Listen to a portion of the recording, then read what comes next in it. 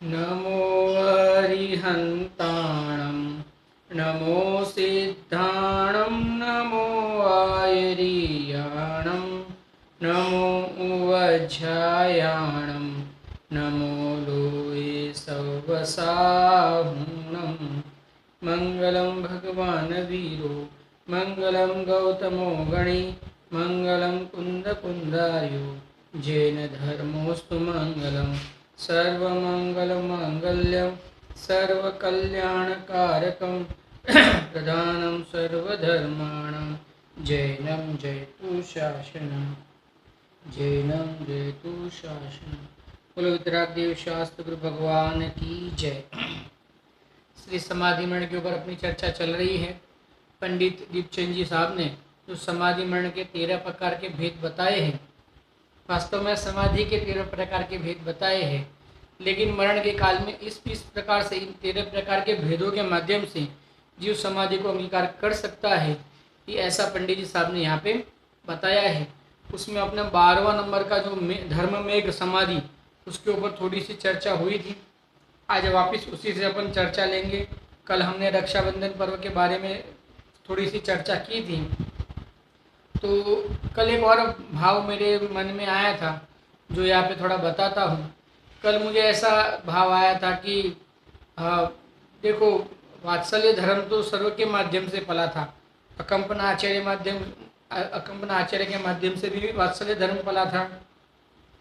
श्रुत सागर महाराज के माध्यम से भी वात्सल्य धर्म पला था, और विष्णु कुमार जो मुनिराज है उनके माध्यम से भी वात्सल्य धर्म पला था। तीनों ने वात्सल्य धर्म की प्रभावना की थी। तो विष्णु कुमार मुनिराज को ही यहाँ पे मुख्य करके क्यों गिना गया है? तो कल एक तो ऐसा अपन ने तर्क दिया था कि उनके क्या उस प्रकार की ख्याति का उदय होगा, उनके यश प्रकृति का उदय होगा, तो सर्व ने वात्सल्य धर्म तो किया था, लेकिन उनके ही उसका आरोप आया, विष्णु कुमार मुनिराज के ऊपर ही आरोप आया है। तो उसमें एक बात और भी है कि जो 4 मंत्री थे ना, देखो अकंपना आचार्य तो मुनि ही थे, यद्यपि विष्णु कुमार मुनिराज उनके उपसर्ग दूर नहीं करते, तो वो तो केवल ज्ञान को प्राप्त होके अपनी साधना करने ही वाले थे। लेकिन जो बलि, नमुची, प्रहलाद और बृहस्पति आदि जो 4 मुनि थे ना, वो तो जैन धर्म के विरोधी थे।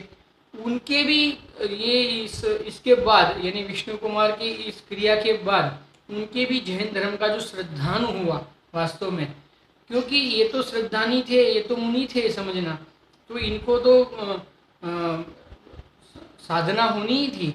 लेकिन जो विराधना कर रहे थे वो विराधक भी आराधक बन गए।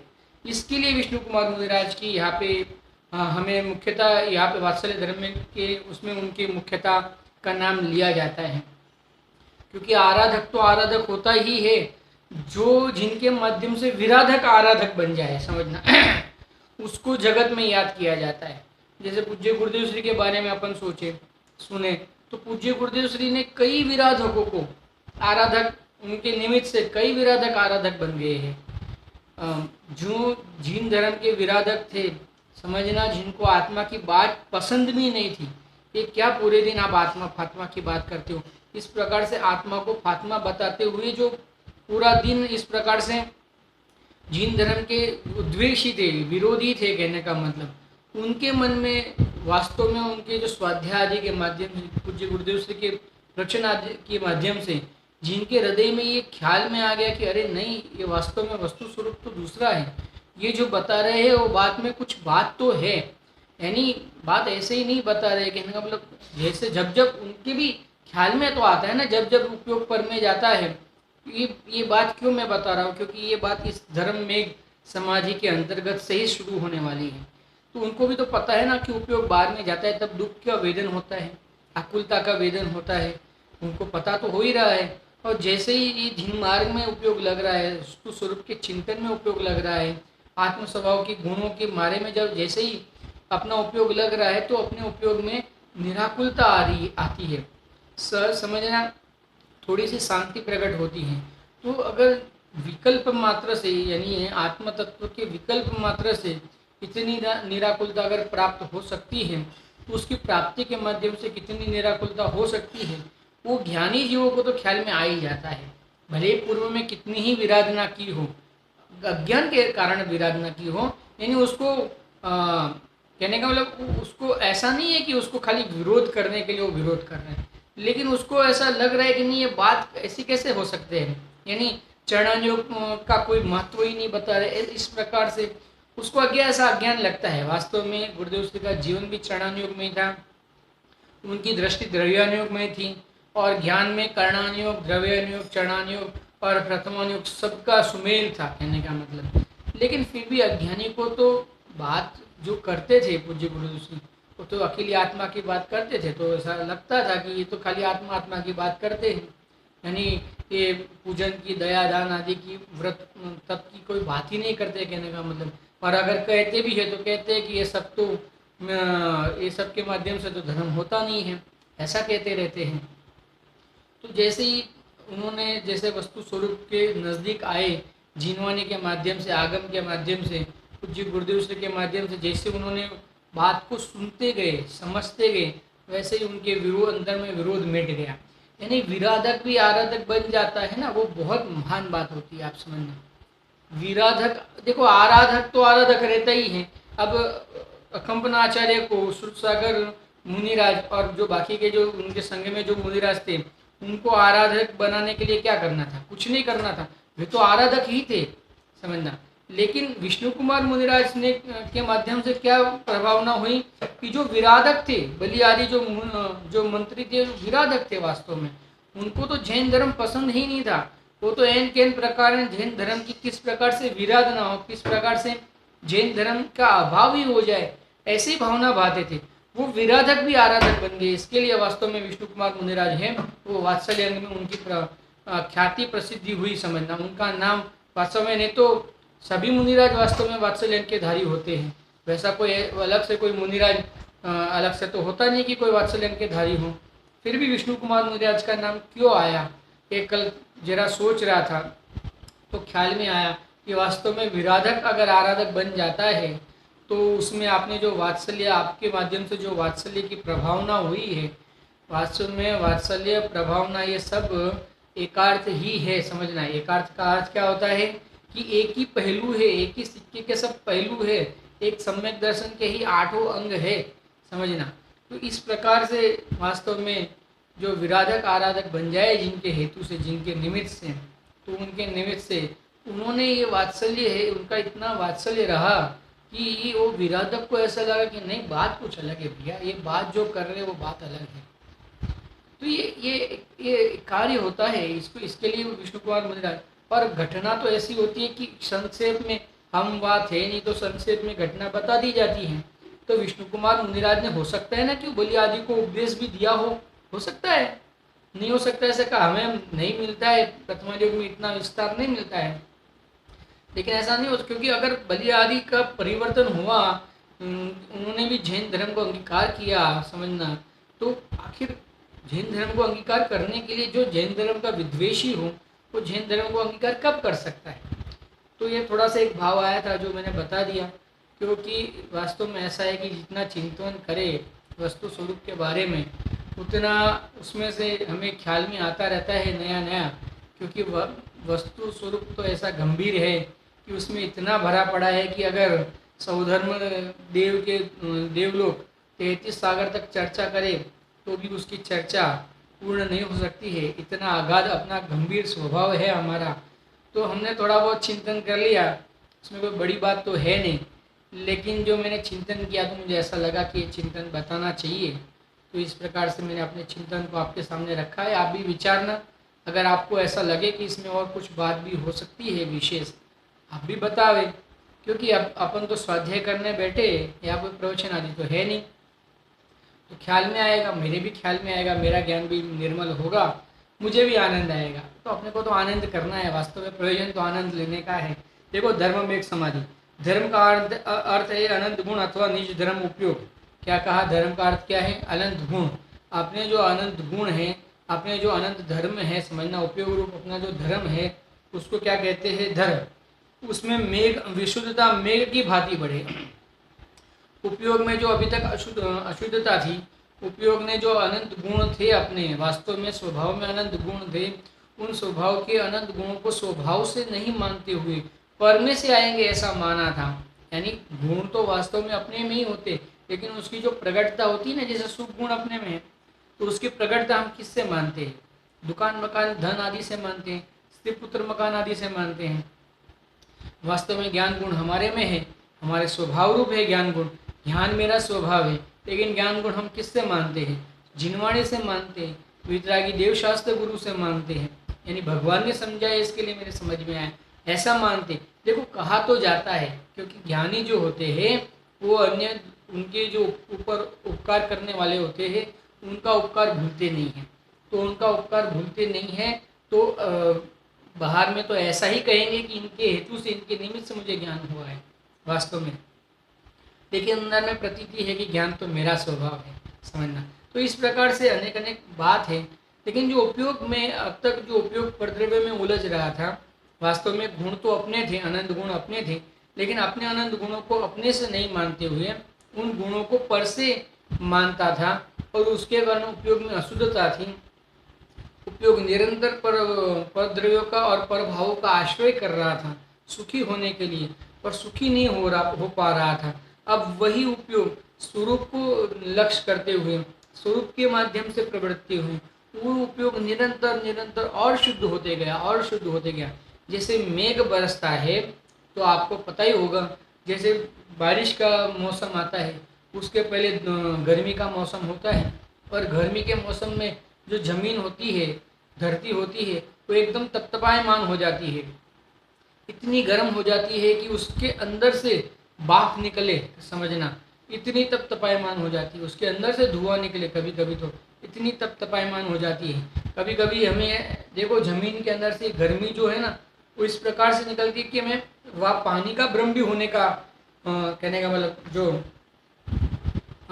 पानी का जो भ्रम होता है ना, हमें वो भ्रम भी हो जाता है, इतनी जमीन तपतपायमान हो जाती है, समझना।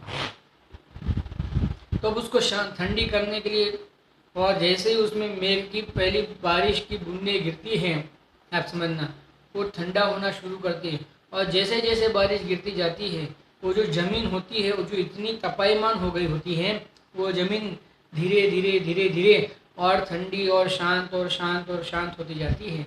वैसा ही जो अपना उपयोग है, वो कषायों के माध्यम से तपतपायमान हुआ था, अशुद्ध हुआ था, दुखी हो रहा था, आकुलित हो रहा था, पर में भ्रमण कर रहा था। वही उसी उपयोग ने, जब वही उपयोग स्वरूप का लक्ष्य करता है, स्वरूप के लक्ष्य के माध्यम से प्रवर्तता है, तब क्या होता है? तब वही उपयोग में निराकुलता प्रकट होती है शुरुआत में, और धीरे धीरे जैसे उसको ख्याल में आता है उपयोग को कि अरे स्वभाव में से निराकुलता आ रही है, पर में से निराकुलता नहीं आ रही है, तो वो पर का लक्ष्य छोड़ते जाता है और स्वभाव का लक्ष्य बढ़ाते जाता है। और जितना जितना स्वभाव का लक्ष्य बढ़ाते जाता है, उतना उतना बाहर में क्या होती है? निराकुलता बढ़ती जाती है, बढ़ती जाती है, बढ़ती जाती है। जैसे मेघ की बारिश के माध्यम से जमीन ठंडी होती है, शीतल होती जाती है, वैसे ही कषायों के घटने से ये आत्मद्रव्य की जो जमीन है, जो उपयोग रूपी जमीन है, उसमें क्या होता है? उसमें क्या होती है?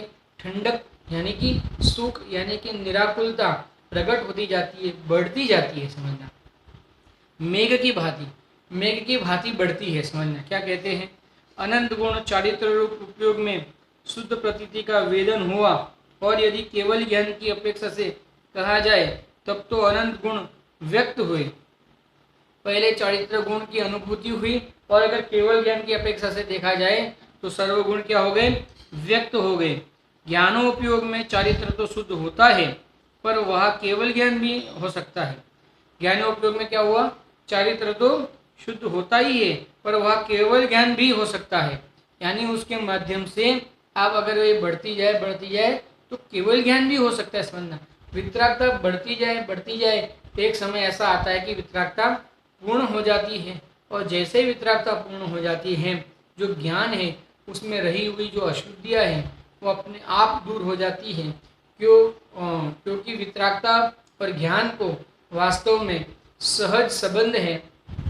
जितनी वितरागता बढ़ती है उतना ज्ञान बढ़ता है, ऐसा वास्तव में एक सहज संबंध है वितरागता के, ज्ञान के और आनंद के। जितना ज्ञान बढ़ेगा उतना आनंद बढ़ेगा, जितनी वितरागता बढ़ेगी उतना ज्ञान बढ़ेगा, जितना ज्ञान बढ़ेगा उतना आनंद बढ़ेगा। ये एक साहजिक समझना वास्तव में एक प्रक्रिया है, एक दोनों को ऐसा संबंध है समझना कि जैसे जितने वितरागता बढ़ती है, देखो कोई एक आधा आपको ऐसा, जैसे वो मुनिराज थे ना जिनको तलतुष भी नहीं इतना ही ज्ञान था, तो ऐसे कोई एक आधा मुनिराज का अगर जवल उदाहरण मिल जाए तो उसके माध्यम से आप सिद्धांत का विरोध नहीं कर सकते हैं, कहने का मतलब, क्योंकि वो तो काल का दोष के आधार से भी हो सकता है, क्योंकि ये पंचम हुंडावसने पंचम काल है, तो इसमें कई प्रकार के पूर्व में भी इस प्रकार के दोष हुए हैं, तो काल के दोष के माध्यम से यह सब हो तो सकता है, लेकिन वास्तव में ये ऐसा स्वरूप ही है कि आपके जितनी जितनी वितरागता बढ़ेगी आपका ज्ञान उतना उतना शुद्ध तो होते जाएगा, लेकिन बढ़ते भी जाएगा। और वास्तव में अगर वितरागता पूर्ण होती है तो ज्ञान भी क्या हो जाता है, उसके साथ साथ में पूर्ण हो जाता है, कहने का मतलब, यानी 12वें गुणस्थान में वितरागता पूर्ण हो जाती है तो नियम से अल्प अंतर्मुहूर्त के अंदर ध्यान भी पूर्ण हो जाता है। तो इसके लिए यहाँ पे कहते हैं कि ज्ञानोपयोग में चारित्र तो शुद्ध होता है, पर वह केवल ज्ञान भी हो सकता है, समझना। 12वें गुणस्थान में देखो यहाँ पे लिया पंडित जी ने, 12वें गुणस्थान में चारित्र तो शुद्ध है परंतु केवल ज्ञान नहीं। 12वें गुणस्थान में यथाख्यात चरित्र है, 13वें गुणस्थान में परम यथाख्यात चरित्र है, अर्थात चारित्र की अपेक्षा धर्म में एक समाधि 12वें गुणस्थान में हुई। धर्म में एक समाधि कहाँ हुई? 12वें गुणस्थान में हुई। इतनी शांति हो गई, इतनी वितरागता हो गई कि वह वितरागता की पूर्णता हो गई। आप समझना, जो जीव वितराग स्वभावी था वास्तव में स्वभाव से तो वितरागी ही था, लेकिन अपने वितराग स्वभाव को नहीं मानते हुए, अपने वितराग स्वभाव की विराधना करते हुए पर में इसने अपना उपयोग को बर्बाद किया हुआ था, अब तक रमाया हुआ था। तो जैसे उसको ख्याल में आया कि स्वभाव वितरागी स्वभाव तो मैं स्वयं हूँ, समझना, ये ज्ञान, दर्शन, सुख, चारित्र, वीर्य, प्रभुता, विभुता आदि ये जो गुण है ना, ये गुण तो सब मेरे हैं, यानी गुण मेरे हैं, यानी मैं इन रूप से बना हुआ हूँ। और मैं प्रभुता तो पर में से ढूंढ रहा हूँ, मैं सुख तो पर में से ढूंढ रहा हूँ, मैं ज्ञान तो पर में से ढूंढ रहा हूँ। जैसे इस जीव को ख्याल में आ गया, अपने अज्ञान का ख्याल आ गया, अपने विपरीतता का ख्याल में आ गया, तो उसने क्या किया? और विपरीतता को छोड़ दिया। विपरीतता का ख्याल आ गया ना, ये विपरीतता है, इसके कारण से मैं दुखी हो रहा था, तो अब क्या करना? छोड़ देना विपरीतता। तो ये ज्ञानी जीवों ने इस प्रकार से स्वरूप के ज्ञान के माध्यम से पहले तो विपरीतता का अभाव किया, और क्या किया? स्वरूप का संवेदन किया, और स्वरूप का संवेदन करके उन्होंने पर्याय में वितरागता की प्राप्ति की, उत्पत्ति की। और जैसे ही धीरे धीरे ख्याल में आते गया, यानी श्रद्धांत तो हो गया था, अब ये तो ख्याल में आ गया कि ये सब में ज्ञान आदि तो मेरा स्वभाव है, सुख तो मेरा स्वभाव है, शांति तो मेरा स्वभाव है, प्रभुता तो मेरा स्वभाव है। जैसे ये ख्याल में आ गया, ये जीव ने क्या किया?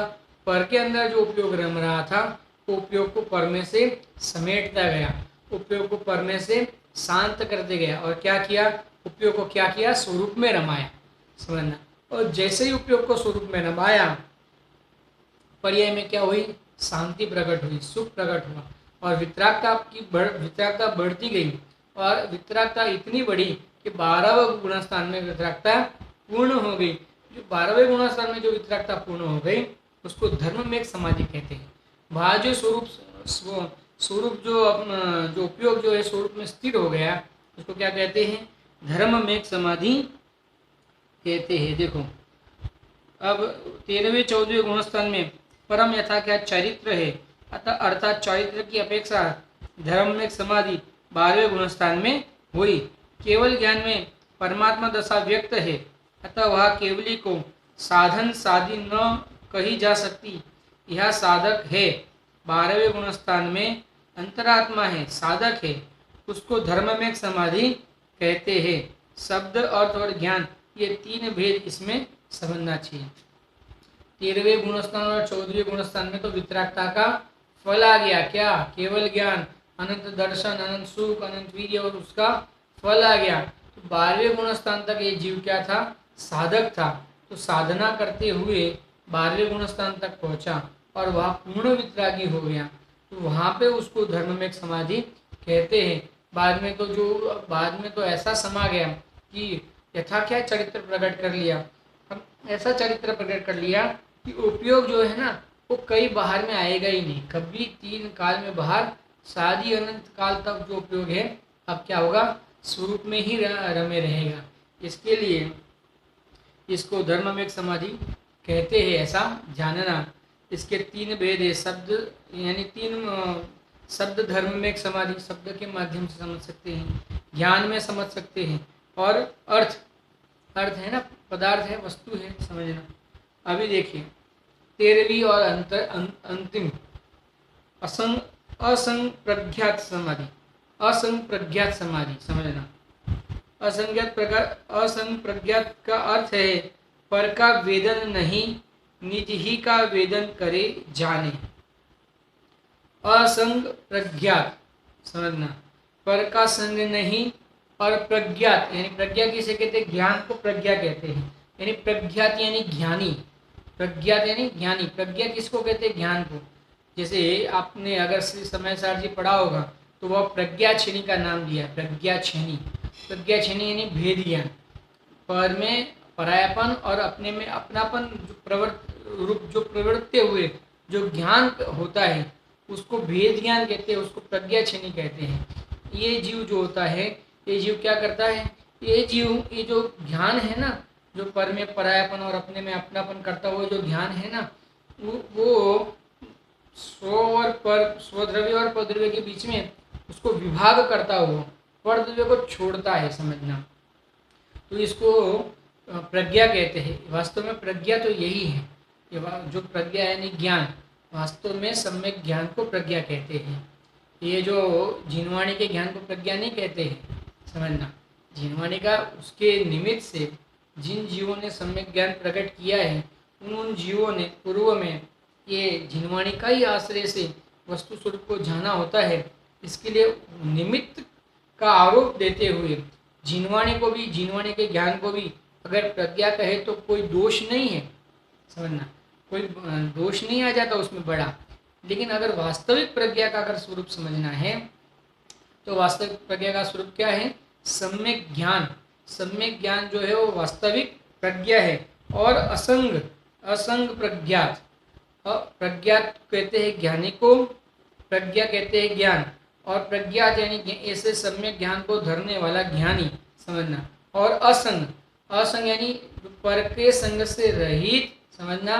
और प्रज्ञात यानी ज्ञानी, असंग प्रज्ञात। देखो क्या कहते हैं, पर का वेदन नहीं, असंग यानी पर का वेदन नहीं, पर का संग नहीं। अब तक क्या किया था इस जीव ने, पर का संग किया था। देखो वास्तव में मैंने पहले भी कहा था सब एकार्थ है, अगर देखने जाए हम तो वास्तव में सब एकार्थ है। लेकिन जितने भेद पड़ते हैं ना बाहर में, वो अनेक अनेक अपेक्षा से, वास्तव में एक समाधि को अनेक अपेक्षा से कहा है या पंडित जी ने। समाधि अनेक नहीं होती है, समाधि तो एक स्वरूप में समा जाना ही है। लेकिन अनेक प्रकार से क्यों कही है, क्योंकि ये जीव अनेक प्रकार से स्वरूप में स्थिर होता रहता है। तो जिस प्रकार से स्वरूप में स्थिर होता है उस प्रकार से उसकी बात की जाती है। देखो क्या कहते हैं, असंग यानी पर का वेदन नहीं, और प्रज्ञात यानी निज का ही वेदन करे जाने, समझना। निज का ही वेदन करे, निज का वेदन कैसा करे, निज का वेदन निज रूप करे, पर का वेदन पर रूप करे। सिंपल है। पर का वेदन कैसा करना है, पर का वेदन ये जीव कर सकता है या नहीं कर सकता है, पर का जानना तो होता ही है ना भैया। पर का वेदन कैसा कैसे करना चाहिए, हम अब तक कैसे करते हैं, ये शरीर जो है इसका वेदन हम कैसे करते हैं, ये मैं हूँ, समझना। अब इसका वेदन वास्तव में कैसे करना है, ये मैं नहीं हूँ, ये पर है। क्यों ऐसा करना है, क्योंकि वास्तव में है पर है, इसके लिए पर रूप से वेदन करना है। और मैं अपने चैतन्य रूप, इसके लिए अपने चैतन्य स्वरूप से वेदन करना है। जीव वस्तु जिस रूप है ना, इस रूप से वेदन करना है। और क्या इसमें कोई नवीन बात क्या है, समझना। तो क्या कहते हैं, पर का वेदन नहीं, समझना, और निज ही का वेदन करे जाने, उसको क्या कहेंगे, असंग प्रज्ञात। पर का संग नहीं, असंग, पर के संग से रहित और प्रज्ञात यानी ज्ञानी, ज्ञान का संग सहित, उसे असंगत प्रज्ञात समाधि कहेंगे। देखो, जिसको पर का विस्मरण है और निज का अवलोकन है, जिसको पर का क्या है, विस्मरण है, विस्मरण यानी भूल जाता है, पर को भूल जाता है का अर्थ क्या? अरे पर को भूल जाने का अर्थ वास्तव में जैसे ही देखो, जैसे ज्ञानी जीव होते हैं ना, वो पर को, शरीर को भूल जाते हैं, जैसे है ना, उनको जैसे उनके साथ शरीर है ही नहीं, ऐसा वर्तन करते। क्यों हमें ऐसा? क्योंकि देखो का भोजन आदि करते हैं, जैसे शरीर है ही नहीं, क्यों? अब हम तो निरंतर खिलाना पिलाना 24 घंटा कुछ ना कुछ नया, ये वो कुछ ना कुछ उसको खिलाना पिलाना, ये करना वो करना, इधर दवाई लगाना, इधर ये करना उधर वो करना, गोरा नहीं है तो काला नहीं, काला है तो गोरा होना, गोरा है तो काला करना, निरंतर प्रपंच करते रहते हैं, समझना, निरंतर मूर्खता करते रहते हैं।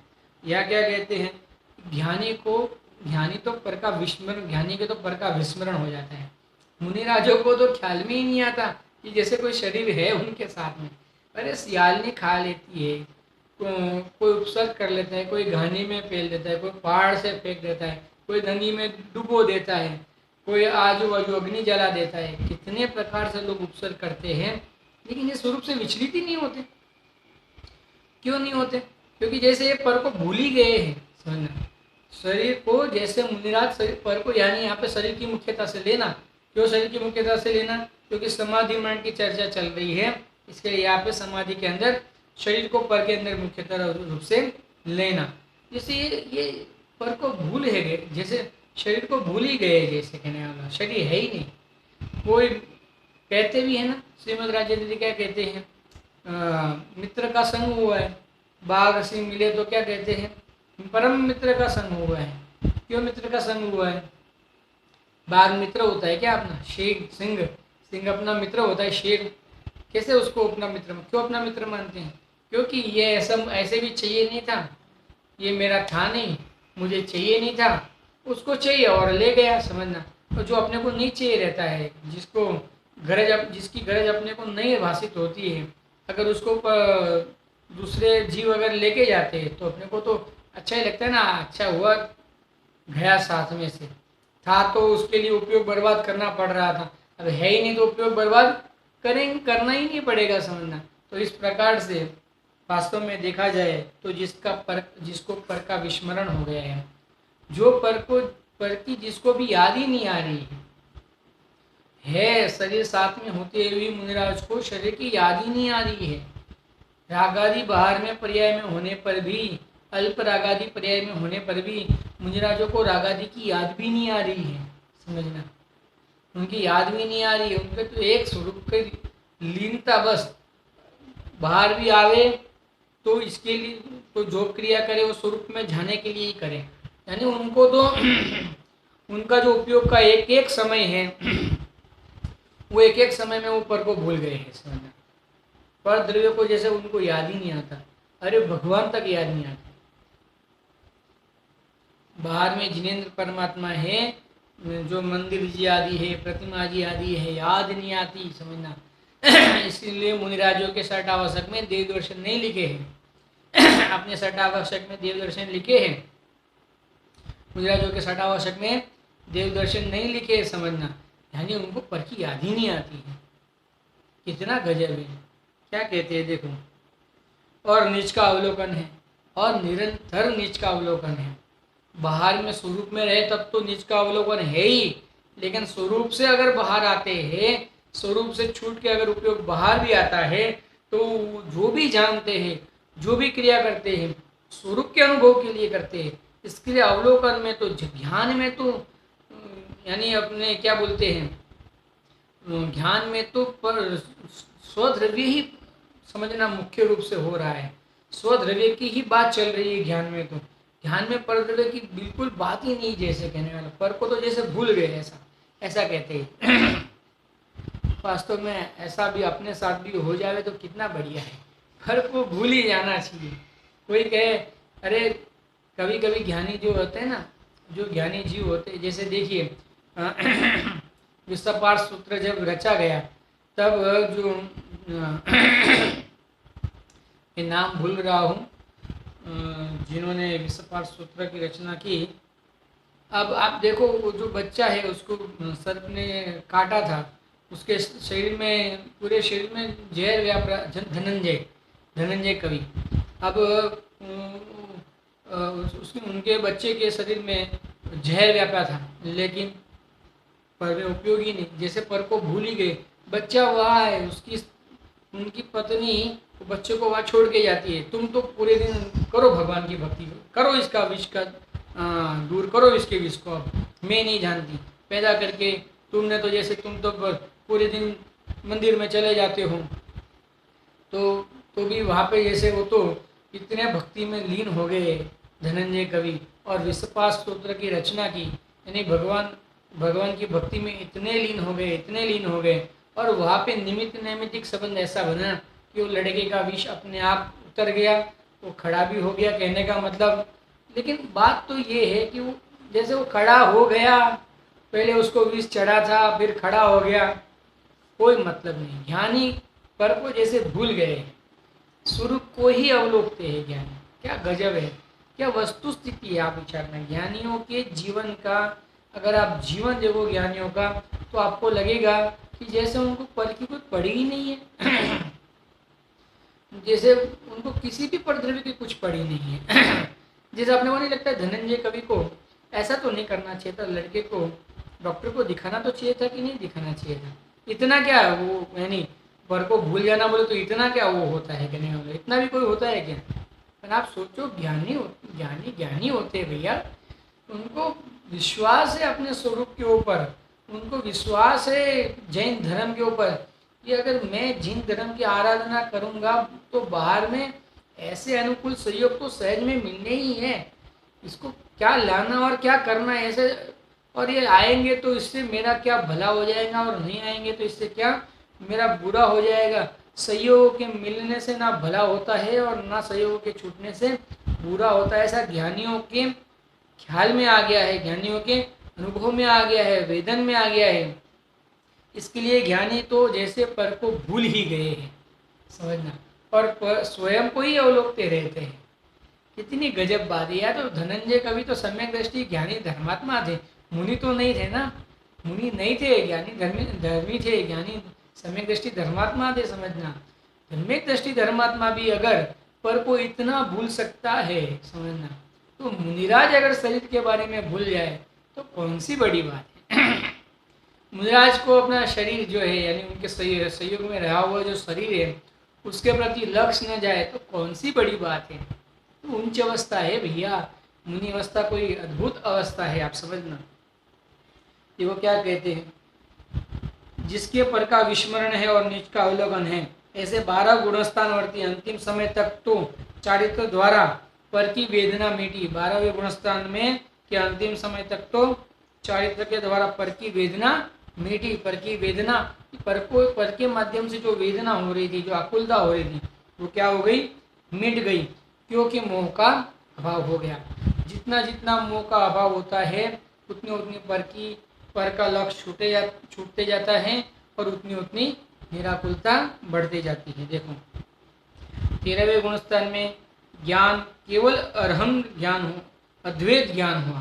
13वें गुणस्थान में क्या हुआ, ज्ञान अद्वैत, द्वैत नहीं, द्वैतपना नहीं रहा उसमें, ज्ञान में द्वैतपना नहीं रहा, यानी ज्ञान में द्वैतपना नहीं रहा, यानी अपना जो उपयोग है वो पर द्रव्य में सुख रूप मान, पर द्रव्य में प्रवृत्ता नहीं, कहने का मतलब पर द्रव्य जानने में तो आते हैं, लेकिन उस उपयोग जो है वो पर में प्रवृत्ता नहीं। मुनिराज के उपयोग जो है, यानी जब तक वितरागता पूर्ण नहीं हुई है तब तक उपयोग, सूक्ष्म उपयोग भी समझना, यानी अबुद्धिपूर्वक उपयोग भी रागादि में प्रवर्तता है। क्योंकि अगर अबुद्धिपूर्वक उपयोग, बुद्धिपूर्वक नहीं, अबुद्धिपूर्वक उपयोग भी अगर रागादि में नहीं प्रवर्तता हो तो पहले ही वितरागता हो जानी चाहिए थी। 7वें गुणस्थान में ही पूर्ण वितरागता हो जानी चाहिए थी, लेकिन 7वें गुणस्थान में पूर्ण वितरागता नहीं हुई। 8वां 9वां 10वां ये इतने गुणस्थान में, 11वें गुणस्थान की बात इसके लिए नहीं लेनी है कि वहाँ से नीचे की ओर वापस प्रयाण होता है, इसके लिए यह बात 11वें गुणस्थान की बात नहीं ली है। लेकिन जो 8वें 9वें और 10वें गुणस्थान में भी पूर्ण वितरागता नहीं हुई, उसका मतलब अबुद्धिपूर्वक का भी कोई राग वहां पे रह गया है, यानी इतना भी कोई सूक्ष्म उपयोग, समझना सूक्ष्म उपयोग यानी जो ज्ञान का कोई अंश है वो राग में प्रवर्त रहा है, समझना। ये कर्णानुग की बात है, सूक्ष्म बात है। कर्णानुग तो जैसा है वैसा कहेगा, आप समझना। ऐसा नहीं कर्णानुग को ऐसा मस्का पुलिस वाली बात नहीं करेगा, तो जैसी बात है वैसी कहेगा। तो क्या कहते हैं 13वें गुणस्थान में ज्ञान केवल अद्वैत ज्ञान हुआ। अद्वैत यानी अब उस वो राग ज्ञान जो है ना, उसमें दो पना नहीं हुआ। तो ज्ञान ने एक समय भी पर को अपना, यानी पर में राग रूप प्रवर्तन रूप अपना उपयोग, राग रूप प्रवर्तन के अपना उपयोग नहीं वहां पे लगाया, यानी द्वैतपना नहीं हुआ, समझना। ज्ञान स्वरूप में ऐसा लीन हो गया कि अब उपयोग जो है तो स्वरूप से बाहर ही नहीं आएगा, ऐसा इस रूप से अद्वैत हो गया। जो द्वैत मना था ना, पहले उपयोग कुछ ना कुछ तो बाहर होगा ही, क्योंकि अगर पूर्ण वितरागता नहीं उसका अर्थ क्या हो गया, कुछ ना कुछ उपयोग पहले बाहर था, ये तो ख्याल में आता है। तो यहाँ अभी क्या हो गया, अद्वैतपना ज्ञान में हो गया। देखो उसमें ज्ञान में निश्चय से पर का झानपना नहीं, यानी इसमें ज्ञान निश्चय से ज्ञान में पर का झानपना नहीं रहा, निश्चय झानपना नहीं रहा, यानी पर के अवलंबन पूर्वक पर का झानपना नहीं रहा, यानी स्वरूप में ही रहते हुए। वास्तव में तो सभी के ऐसा ही होता है, लेकिन हम पर का अवलंबन लेने का प्रयास करते हैं और उनके पर का अवलंबन लिए बिना पर का ज्ञान हो जाता है। हमें भी वास्तव में पर का अवलंबन लिए बिना ही पर का ज्ञान होता है। ज्ञान का स्वभाव तो ऐसा ही है। ज्ञान का जो स्वरूप प्रकाशक स्वभाव है उसमें जो पर का झानपना हमारे हो रहा है, लेकिन हम उसका अवलंबन, यानी हम उसमें से सुख आएगा, यानी कुछ न, यानी कोई ना कोई प्रकार से अगर सुख आएगा ऐसी बुद्धि न भी हो तो भी अबुद्धिपूर्वक भी हम पर में हमारा उपयोग चाहता है और पर का अवलंबन लेता है, कहने का मतलब। यानी जानने में पर का अवलंबन, कुछ न कुछ पर का अवलंबन लेते रहता है, लेकिन 13वें गुणस्थान में तो पर का संपूर्ण अवलंबन छूट गया, ऐसा अद्वैत ज्ञान हुआ। उसमें ज्ञान में निश्चय से पर का झानपना नहीं, व्यवहार से लोकालोक प्रतिबिंबित होते हैं, यानी व्यवहार से प्रतिबिंबित होते हैं, यानी ऐसा नहीं कि होते ही नहीं है, यानी व्यवहार से होते का अर्थ ऐसा नहीं कि झूठ मूठ होते हैं, क्योंकि व्यवहार की परिभाषा क्या है, जो वस्तु जैसी है वो नहीं, लेकिन फिर भी निमित्त के माध्यम से, पर के माध्यम से, और एक द्रव्य को दूसरे द्रव्य में मिला के या एक द्रव्य में भेद करके बताना, उसको व्यवहार कहते हैं। तो यहाँ पे वास्तव में इस प्रकार से कुछ नहीं है। व्यवहार का अर्थ ऐसा ही नहीं कि झूठ मूठ, कहने का मतलब झूठा है ऐसा नहीं है ही नहीं, और फिर भी ज्ञान होता है, इस प्रकार से नहीं। व्यवहार से यानी उसके आश्रय के बिना, समझना, उसके अवलंबन के बिना, यानी जो ज्ञान है ना वो इस प्रकार से प्रवर्ता है कि ज्ञान में पर की अपेक्षा के बिना वो पर का ज्ञान हो गया। इसको कहते हैं वास्तव में व्यवहार से लोकालोक को जाना। यानी व्यवहार से लोकालोक को जाना, उसका मतलब ये नहीं है कि भगवान के लोकालोक का ज्ञान नहीं होता है। व्यवहार से होता है का अर्थ क्या होता है, झूठी नहीं से, यानी नहीं होता है वैसा नहीं है, नहीं होता है फिर भी कह दिया वैसा नहीं है, होता ही है, लेकिन लोकालोक के कारण ज्ञान नहीं होता, ज्ञान के कारण ज्ञान होता। भगवान का ज्ञान इस प्रकार से प्रवृत्त गया है कि आप उसके ज्ञान, उनके ज्ञान में लोकालोक सहज जानने में आ गए हैं। देखो क्या कहते हैं,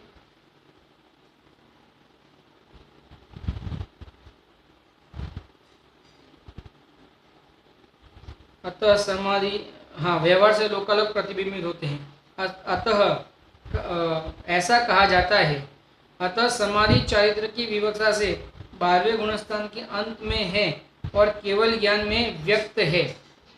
समाधि कहाँ तक है, 12वें गुणस्थान के अंत तक है, उसकी व्यक्तता कहाँ है, 13वें गुणस्थान में है। वह साधक अवस्था नहीं रही, परंतु प्रगट परमात्मा है। वह साधक अवस्था तो नहीं रही, लेकिन क्या है, प्रगट परमात्मा है। यही असंग प्रज्ञात समाधि का भेद जानना। इसको ही क्या जानना? असंज्ञात, असंग प्रज्ञात, असंग प्रज्ञात दो है एक्चुअली। असंग पर का संग नहीं, अब प्रज्ञात यानी ज्ञानी। पर के संग के बिना पर को जान लेना, और पर के संग के बिना, पर में प्रवर्ते बिना, पर का आश्रय लिए बिना पर का झानपना हो जाए और उपयोग वहाँ पे बर्बाद न हो, उपयोग वहाँ पे किंचित भी व्यर्थ ना जाए और अपने स्वरूप के संवेदन में ही लगा रहे, उसको असंग प्रज्ञात समाधि कहा जाता है। नाम भी ऐसा थोड़ा है, कहने का मतलब तो क्या है, बोलने में भी थोड़ा सा कठिनाई होती है, लेकिन असंग प्रज्ञात यहाँ पे उसका नाम है। असंग यानी पर के संग के बिना, प्रज्ञात यानी ज्ञानी, जानना। प्रज्ञात यानी जानना, पर के संग के बिना जानना, इसको क्या कहते हैं? असंग प्रज्ञात समाधि कहते हैं। वो 12वें गुणस्थान में इसकी ये समाधि की उत्पत्ति होती है और 13वें गुणस्थान में इसकी पूर्णता होती है। उक्त ज्ञान आदि 3 भेद साधक अवस्था में उसके भी समझना चाहिए। ज्ञान, अर्थ और शब्द, अर्थ और ज्ञान, ये 3 भेद इसके भी समझने चाहिए। अब यहाँ पे समाधि पंडित जी उन्होंने जो समाधि मन के विषय का जो इतना विस्तार किया था, अब उसका उपसंहार कहते हैं, यानी उसको अब समेटते हैं। देखो क्या कहते हैं, ये 13 भेद समाधि के हैं जो परमात्मा को प्राप्त करने के साधन है, जो परमात्मा को प्राप्त करने के साधन है। अतः इस ग्रंथ में परमात्मा का वर्णन किया और तत्पश्चात उसे प्राप्त करने का उपाय बताया। इस ग्रंथ में क्या किया इन्होंने, पंडित जी ने क्या किया, परमात्मा पद का वर्णन किया और तत्पश्चात उसे किस प्रकार से प्राप्त किया जाए उसकी विधि बताई। जो परमात्मा का अनुभव करना चाहे वे इस ग्रंथ का बारंबार विचार करे। जिसे वास्तव में परमात्मा बनना हो, जिसे वास्तव में समाधि की पूर्णता करनी हो, समाधि की उत्पत्ति करके समाधि की वृद्धि करके जिसे समाधि की पूर्णता करनी हो, तो वो जीव इस ग्रंथ का बारंबार अभ्यास करें। हमें पंडित जी बारंबार प्रेरणा दे रहे हैं कि ये 13 प्रकार के जो समाधि के भेद मैंने बताए, आप उसको बारंबार पढ़ो। क्यों पढ़ो? क्योंकि आपके भी इस प्रकार के समाधि की उत्पत्ति हो, वृद्धि हो और पूर्णता हो। देखो वास्तव में ऐसा ही वस्तु का स्वरूप है। अब अंतिम मंगल करते हुए पंडित जी एक दोहा लिखते हैं, देव परम मंगल करो परम महासुखदाय, सेवत शिव पद पाई हे त्रिभुवन के राय। क्या कहा वापिस, देव परम मंगल करो, देव परम मंगल करो परम महासुखदाय, सेवत शिव पद पाइए, सेवत शिव पद पाइए हे त्रिभुवन के राय। हे तीन लोक के नाथ, हमें कहते हैं पंडित जी स्वयं को और हमें कहते हैं, हे तीन लोक के नाथ क्या कर, तू क्या कर, परम महासुखदाय अपने परम मंगल स्वरूप को क्या कर, सेव अनुभव कर, उसकी प्राप्ति कर। उसकी प्राप्ति कर यानी उसको जान, उसको अपने रूप जान। जो अब तक पर को अपने रूप जान रहा था उसको अपने रूप जानना छोड़ दे। ऊपर तो तेरे ज्ञान में सहज में जानने में आ ही जाएगा। तू क्या कर, यहाँ तो भगवान को प्रार्थना करते वास्तव में तो, देव परम मंगल करो, यानी भगवान आप तो ऐसा कोई मंगल करो कि परम महासुखदाय, यानी ऐसे परम कोई महासुखदाय जो शिव पद है उसकी मुझे प्राप्ति हो जाए और मैं त्रिभुवन आपके जैसा त्रिभुवन का नाथ बन जाऊँ। मैं भी ऐसी मंगल भावना पंडित जी भा रहे हैं, हमें भी इस प्रकार से प्रेरित कर रहे हैं। और अगर हमारे भी सुखी होना है तो इस प्रकार से पंडित जी के कहे हुए माध्यम से हम भी अपने चैतन्य स्वरूप की आराधना करें, स्व में अपनापन करें, पर में परायापन करते हुए अपने चैतन्य स्वरूप की प्राप्ति करें, अनुभूति करें और उसकी पूर्णता करें। इसी मंगल भावना पूर्वक अभी के विषय को यहाँ समाप्त करते हैं। कल आचार्य अमृतचंद्र देव ने जो पुरुषार्थ सिद्धि उपाय में बहुत अद्भुत समाधि मरण संलेखन अधिकार लिखा है उसका वांचन कल से शुरू होगा। यहाँ पे आप समझना, ये अद्भुतम अद्भुत बातें हैं जो हमें वास्तव में पढ़नी चाहिए, और हम उसका यथा जैसा है वैसा स्वरूप जानेंगे और पढ़ेंगे। ओम नमः सिद्धेभ्यो। सहजानंदी शुद्ध स्वरूपी अविनाशी हूँ आत्मस्वरूप। सहजानंदी शुद्ध स्वरूपी अविनाशी हूँ आत्मस्वरूप।